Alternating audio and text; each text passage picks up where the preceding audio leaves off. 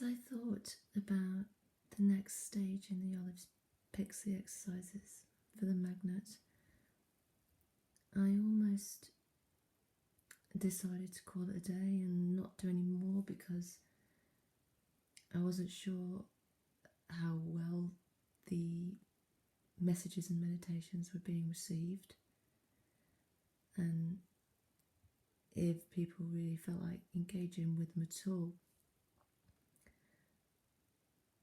Because I think actually in some ways Olive Pixley's work is quite difficult, and I want to try and unravel it somehow so we can start to penetrate it a little bit more. This was given to me as a mission by Marco. I actually know very little about Olive Pixley. I've tried to find out. I knew the first exercise, the Sphere of Light, from my work with the Avalonians, and indeed that is quite well known anyway in various spiritual groups, but the magnet is really different, and I keep thinking and thinking. The more I think about it and her, what strikes me the most and what I want other people to think about is the connections that can be made between other traditions. This is, a bit of a joining the dots exercise. I'm an hermeticist, which might sound impressive in some ways, but really we're the lowliest of the spiritual seekers.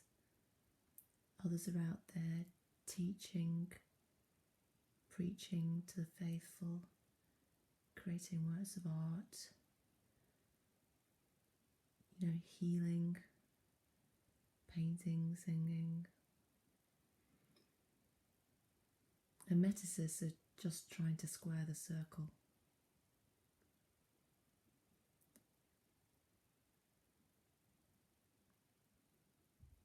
So if I think about what I do know of Olive Pixley, she was deeply Christian. We know this. But her meditations, even though in the book she constantly references Jesus and Christ Jesus, the exercises themselves are quite far out. Taken as standalone exercises, they don't seem like Christian exercises, and this is one of the unusual things, because body work like this, meditations that go into the body, this is quite an unusual practice. It's a very occult practice, and this is where the connection with the East group comes into play, because there's also a lot of body meditation there, praying into the body, transforming the body. It's a very, yes, it's theurgical, chemical, but in a very particular spiritual way, which is really quite unusual. If you look at other leading lights of the Avalonians, I say Avalonians because she was British, their work is somewhat different. There's more guided meditation, and rather than meditations going inward, they tend to go outwards, so into the environs of Glastonbury, into the Tor, the Inner Abbey.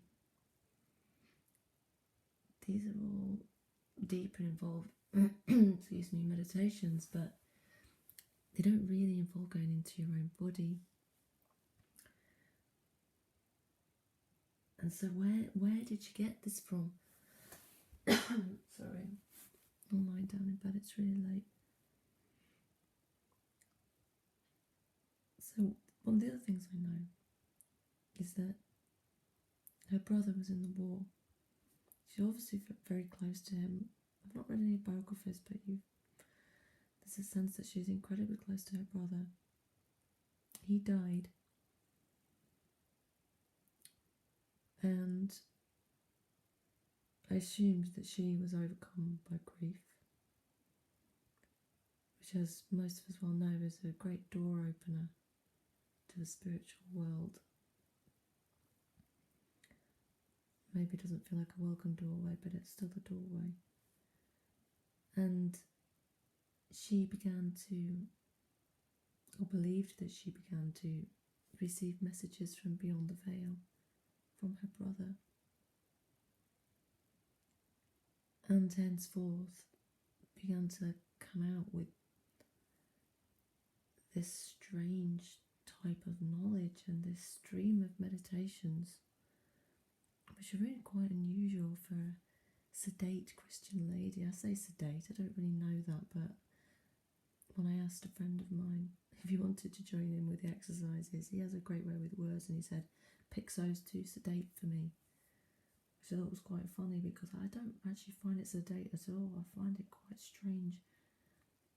And it's because I'm still trying to wrap my head around it myself that I'm sort of putting that out there to see what other people think, because I do believe she's tapping into something primordial, and that, you know, I talk about squaring the circle. The emetic method is a method of analogy. So when we're drawing correspondences with other traditions, that's a very deliberate method, because it helps us to get further along the path. You know, if we can join dots in this way, you start to build up a picture.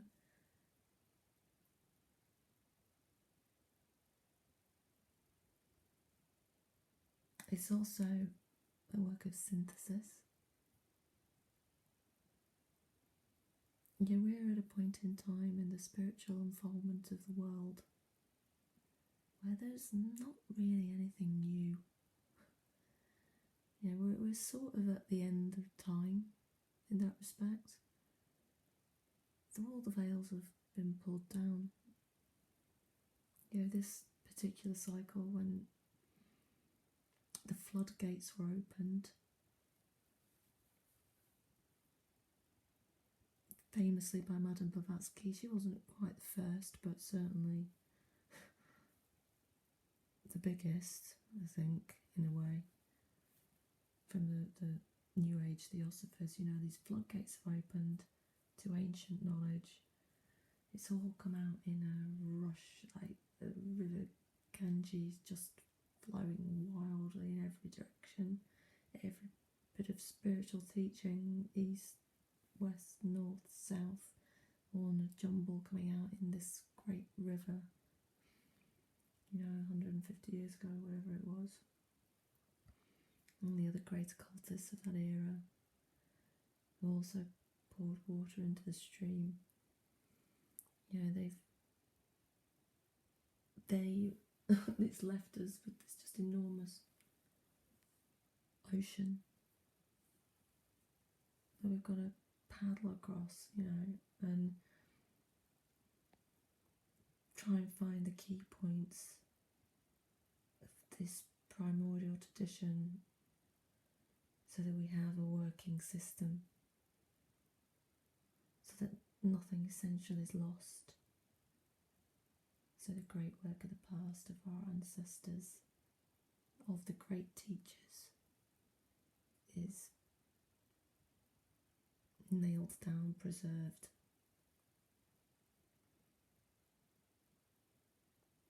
And when I think about some of these strange meditations that Olive Pixley's brother sent to us, and the images they bring up in the mind, you know, if I go back to the cosmic breath, where, if you remember, we had to visualise you know, we have our own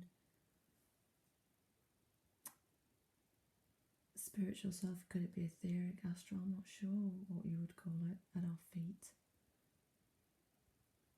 And from this, we upraise the Christ within. When I did this, I saw a garlanded figure, and a garlanded figure is very important to the East group. What does that mean? What is that connection? She talks about this hyacinth blue over the sacral chakra, which is, by the way, the opposite colour to what most people say that chakra is. Although Daskalos also had a bright blue there. These are completely disconnected sources apparently, but why this blue? Blue would be the gate of Gabriel. These body meditations are quite Eastern. How has she got this? Where has she got it from? I've also wondered recently whether there might be a karmic connection between Olive Pixley and Jane Lead. Now, I know even less about Jane Lead than I do about Olive Pixley, although there is more information about Jane Lead out there, and that's why I bring this up, because there'll be some people who know a lot about Jane Lead and her work, and some people feel for really strong connection with Jane Lead. So I would like those people, if possible, to reflect upon whether there might be, if they don't recognise a karmic connection, then is there a resonance between Jane Lead's actual teaching and some of these things that are coming through from Olive Pixley? I don't know Jane Lead's work well enough yet to know,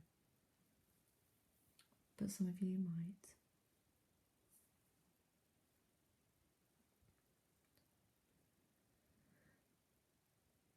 In which case I do think it's time to start joining some of these dots and reinforcing some of these teachers, the connections between them. I'm not sure if there's any more I wanted to say about it for now, because it's really late and I'm just kind of getting this off my chest because I can't go to sleep because I keep thinking about it. The magnet. The next exercise is going to be the golden cone of confidence. And where does that come from?